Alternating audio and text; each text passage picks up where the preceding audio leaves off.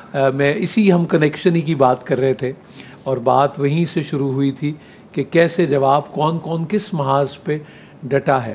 ایک بات طے ہے اور میرا خیال یہ سمجھ لینی چاہیے, I think it's high time for all of us, کہ جو جس کا کام ہے وہی کرے گا تو اس کے نتائج صحیح آئیں گے, ورنہ تجربات جو ہیں وہ I think there is no point of reinventing a wheel, وہ تو بن گیا, آگے چلنا ہوگا.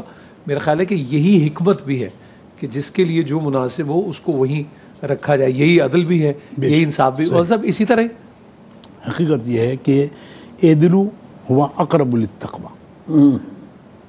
اللہ تعالیٰ نے جتنی بھی عبادات ہیں اس میں تقوی کو جو ہے وہ سب سے زیادہ اہمیت دی ہے. روزے کے لیے کہا کہ لعلکم تتقون, تاکہ تم متقی بن جاؤ. جی, لن ینال اللہ لحومها ولکن ینالہ التقوی منکم, کہ تمہاری قربانی کا گوشت یا خون جو ہے وہ ہمیں نہیں پہنچتا, اس کا تمہارے دلوں کا تقوی پہنچتا ہے. دلوں کا تقوی. اب یہ تقوی جو ہے اس کی منزل کیا ہے کہ آپ دیکھیں رمضان المبارک کا مہینہ ہے, سارا دن جو ہے وہ شدید اگر گرمی کا موسم ہو اور پانی بھی میسر ہو, آپ وضو کر رہے ہیں اور نہر کے کنارے یا آپ کسی ایسے علاقے میں کہ جہاں برف پگھلی ہوئی اس کا پانی آ رہا ہے, آپ کوشش کرتے ہیں کہ ایک قطرہ آپ کی حلق کے نیچے نہ جائے, تو آپ کو تو کوئی دنیا کی طاقت نہیں دیکھ رہی ہے, لیکن آپ کے دل میں یہ یقین ہے کہ جس کے لیے ہم نے رکھا ہے وہ دیکھ رہا ہے, وہ دیکھ رہا ہے. اور اس کے دیکھنے کو اگر ہم تصور کر لیں تو پوری ہماری زندگی کا جو ہے نقشہ تبدیل ہو سکتا ہے. ڈاکٹر صاحب, یہ جو دل کے تقوی کی بات مولانا صاحب نے کی, اس کا پتہ معاملات سے چلتا ہے؟ وہ جو کیا کہتے ہیں راہ پہ آ جانے تھے واہ پہ آ جانے, تب پتہ لگتا ہے؟ معاملات سے پتہ لگتا ہے؟ صدقہ و خیرات کرنے سے پتہ لگتا ہے؟ کیسے پتہ لگتا ہے؟ کچھ اسکینر ہوتا ہے اس میں سے گزارتے ہیں آپ, پھر آپ کہتے ہیں ان کے دل میں تقوی زیادہ ہے اس میں کم ہے, یا کیسے؟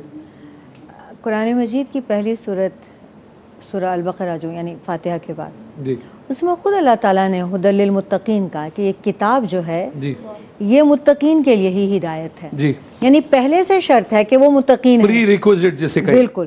پھر متقین کون ہے؟ ایمان والے, اور وہ جو کچھ ہم نے انہیں رزق دیا ہے اس میں سے خرچ کرنے والے.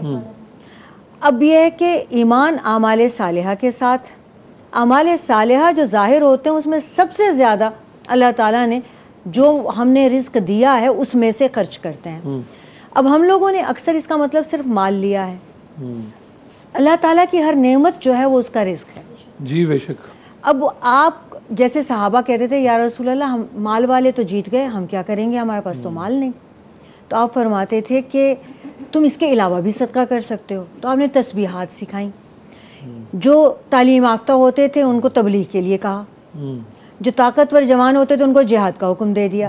یعنی ہر ایک, جیسے آپ نے کہا نا کہ ہر ایک کا کام ہے. اور بزرگ والدین کو مسکرا کے دیکھا تو حج کا مقبول حج کا, صرف حج کا نہیں, مقبول حج کا.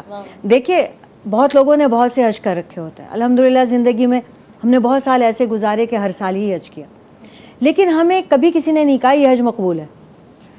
اور ایک عمل جس میں ایک لمحہ بھی نہیں لگتا, جی, اس کے ساتھ مقبول بھی لگا دیا. مقبول بھی لگا دیا. تو ایک صحابی جن کو اپنی والدہ سے بہت پیار تھا, کہنے لگے یا رسول اللہ اگر میں دن میں 100 بار ان کو دیکھوں محبت سے, تو آپ نے فرمایا کہ اللہ کے پاس اس سے کہیں زیادہ اجر ہے کہ وہ تمہیں 100 مقبول حج کا اجر ایک دن میں دے دے. سبحان اللہ. تو بات یہ ہے کہ ہر ایک چیز, اور سب سے بڑھ کر یہ ہے نور بھائی, اگر ہم حقوق لینے کی بات کریں نا تو جیسے ہم سب کرتے ہیں, حقوق لینا جانوروں کو بھی آتا ہے.